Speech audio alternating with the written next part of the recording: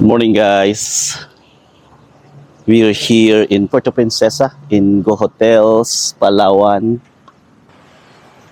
So 3 days na po kami dito sa Puerto Princesa. Galing pong San Vicente.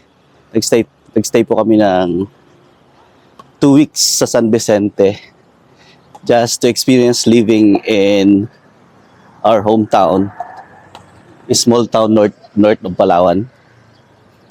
So it was great. No, we had a great time with our family. Batid kami nung wedding anniversary nung parents ko, which is great. Nagpipickleball dito guys. Bali, malapit lang to sa Robinsons yung Go Hotels. I think Go Hotels guys is owned by the Gokong Ways din. So Robinsons, Go Hotels, and yung Cebu Pacific yata,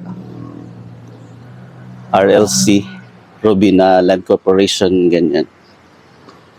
So marami yata silang mga businesses. So parang mapapansin mo, every Robinsons place merong Go Hotels. So yun, sorry, nagkakape ako. Ito yung mug ng Go Hotels.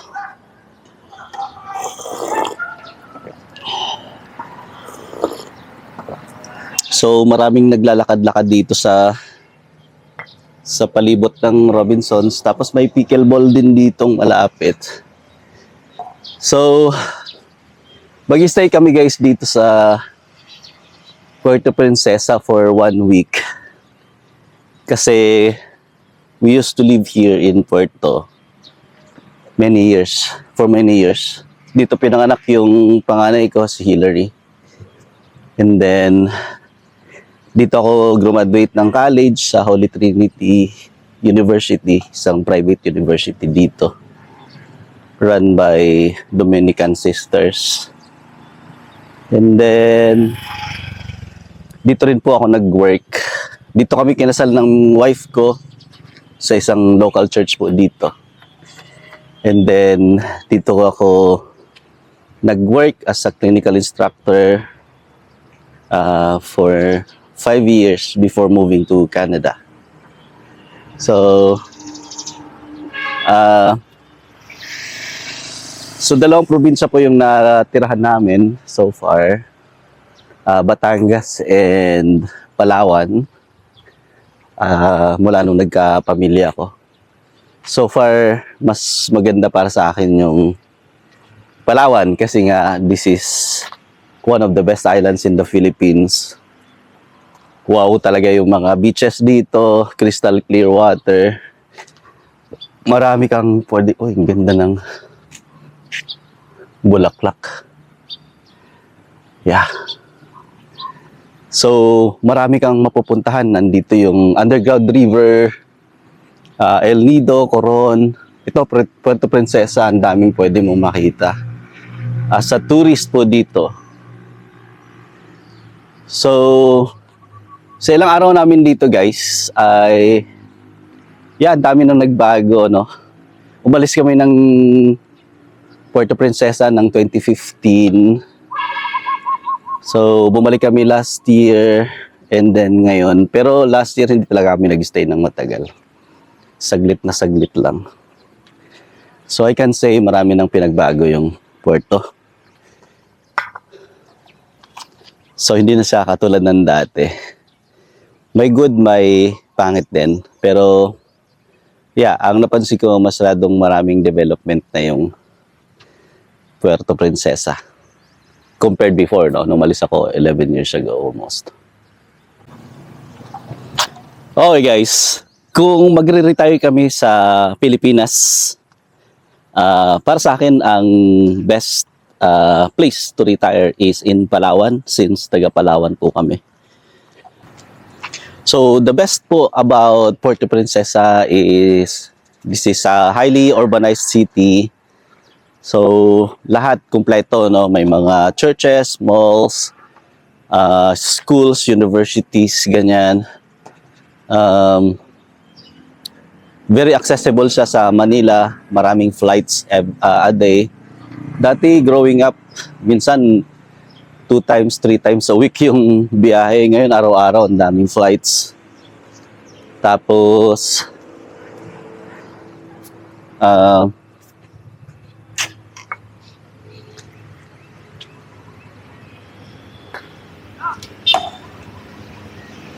isang oras lang nasa Manila ka na. If you want to go to El Nido, 6 hours. San Vicente, 3.5 hours sa hometown namin. And then, sorry guys, na-distract ako. May nakita akong tao doon. Natutulog sa gilid. So, naalala ko yung mga homeless sa Amerika. So, I'm not sure if this guy is homeless. Pero, yeah, may mga balot siyang mga plastic bags. So, I'm not sure guys. Baka lasing lang or yeah, wala siyang matulugan. Pero ganyan-ganyan yung mga homeless sa Amerika. Ayun, gising. Ayun. Magalaw-galaw. Hindi naman siya inat-inat. Okay. Okay guys, if you wanna retire in the Philippines, maybe you should check out Puerto Princesa in Palawan, Philippines. So, napakaganda ng lugar na to, no? Near the beach. Very laid back pa yung environment. Not that as big as Manila or surrounding cities in Manila. So, nasa probinsya ka, nasa isla ka. And then, it's closer to El Nido, San Vicente, Coron. Although Coron is like an island municipality. So, pero it's just an hour flight. Although may ano din pala, may mga boat going to El Nido to Coron, ganyan. And then, Puerto Princesa guys is a growing city. Kumpleto po dito, may mga churches, malls, meron ditong SM, Robinsons Mall, NCCC Mall. Marami din dito mga schools, no, universities. So, andito yung Holy Trinity University where I graduated. Palawan State University. Nag-work din po ako ng PSU, College of Nursing, ng 5 years before we moved to Canada. And then, yeah, may mga hospitals. 3 na yata yung hospitals dito. Yung hospital ng Palawan, which is government-owned hospital. Andito yung Adventist Hospital, ACE Hospital. So, very accessible yung healthcare. So, I'm not sure about the insurance. I haven't inquired about the insurance yet. Pero I know if you have good insurance, kino-cover naman ng mga hospitals dito. So, yun po. Relatively cheaper po yung mga bilihin dito compared sa US.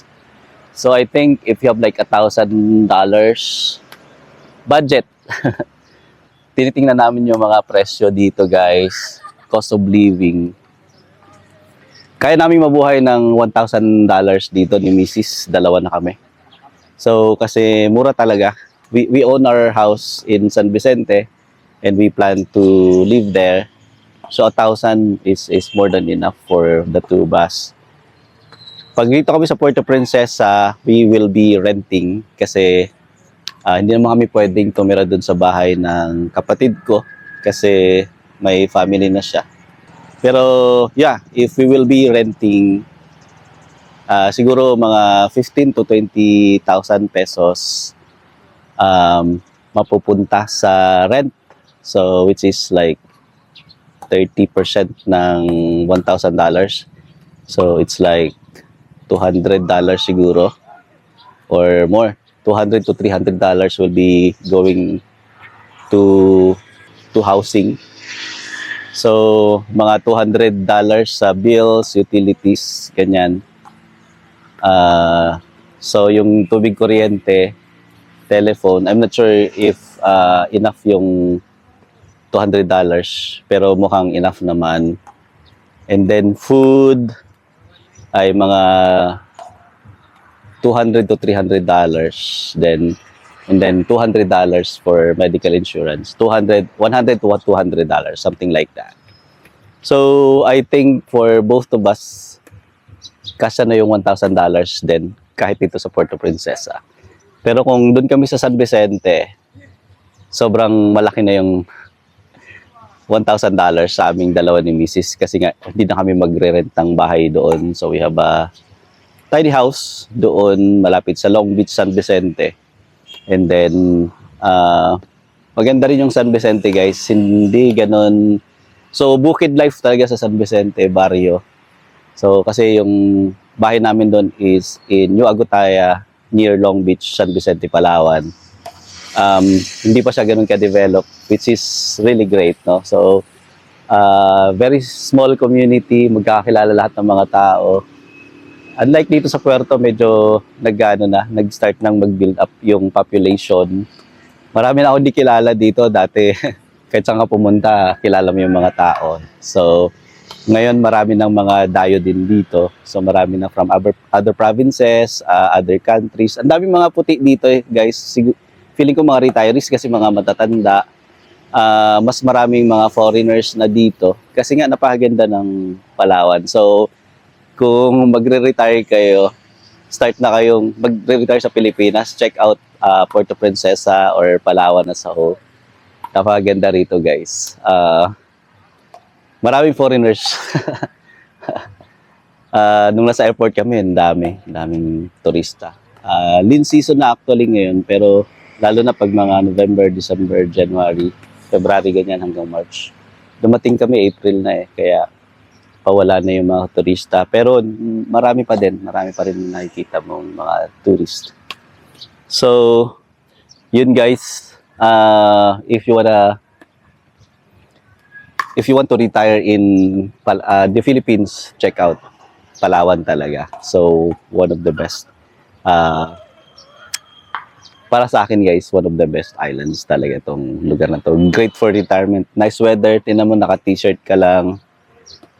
Although, sa una maninibago kasi humid talaga dito. Grabe, papawisan ka. Which is great, no? Importante, pinapawisan ka. Mga health conscious na rin yung mga tao dito. Ang daming mga nag-walking, yan, mga naglalaro ng pickleball, nagja-jogging. So, maganda rito sa may Robinsons kasi safe maglakad-lakad dito. Marami kang mapupuntahan. And then, yeah, mababait yung mga tao dito. May pailan-ilang crimes, pero relatively safe dito, siguro compared mo to Manila and surrounding cities ng Manila. Basta tahimik yung buhay dito. And then, the best is malapit ka sa beach if you wanna live near the beach talaga. Palawan is the best. Kasi napakaganda ng mga beaches dito. So, kung gusto mo namang mas chill compared to Puerto Princesa, mas kalmado pa. Katulad ko, gusto ko yung mas tahimik pa kaysa Puerto Princesa. Anyways, malapit lang naman tong Puerto. Very accessible din, magaganda na yung mga kalsada. I prefer to live in San Vicente, our hometown. So, may bahay na nga kami doon. Hindi na kami maungupahan. And then, andun doon yung mga parents ko, mga kapatid ko. And then, ang ganda ng beach po doon. May Mega World na tinatayo po doon sa ngayon, which is great. Yung developer ng BGC, nagtatayo sila ng coastal town ngayon, no? So, lalagyan nila ng mga condominium. So, pwede kayong bumili ng condo. Yung lupa nila, yung mga lots nila for sale is sold out na. Ang bilis lang na sold out kasi alam nyo naman yung Mega World. So, sobrang, mabenta talaga pag sila yung gumawa ng development. So, magkakaroon doon ng mga malls, may hospitals, church. So, talagang community dito sa Palawan na beachfront, no? So, napakaganda ng development. Ang daming nilang workers So, magti-turnover na raw ng mga lots this year. And then, 2028 to 2030, magtatayuan na yung mga doon, iba pang mga buildings. Sa isang banda maganda kasi magkakaroon ng mga trabaho, lalaki yung value ng mga lupa. So, ang parents ko may lupa sa likod lang ng Mega World. Mga aunties, uncles ko, mayroon din silang mga lupa doon. And then yung lupa din namin sa San Vicente. So, yeah, super nag-appreciate yung value. Pero ano pa din, compared mo sa Puerto or sa ibang lugar sa Palawan, mura pa din ang properties in San Vicente. So, kung gusto nyo mag-invest, no, at namamahalan na kayo sa Puerto Princesa or El Nido, try nyo po yung San Vicente. And kung naghahanap po kayo ng property in San Vicente, ay kontakin nyo lang po ako, mag-comment po kayo down below. So usap po tayo kung gusto nyo nung magkaroon ng property. Gusto yung mga nurses po dyan na naghahanap ng investments dito sa Palawan. So check out San Vicente, may Mega World na tinatayo, may airport, and then, may mga resorts na rin pong nakatayo doon. So, San Vicente is the next big thing in Palawan po, no? So, El Nido, maganda rin. So, pero medyo crowded na yung El Nido.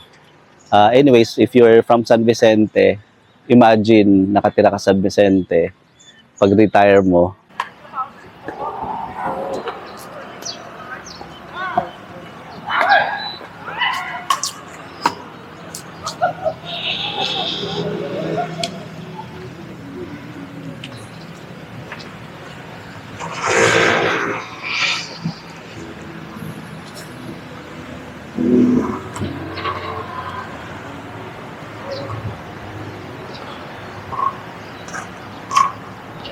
so, by the way, today is Sunday. So, sa ating hotels.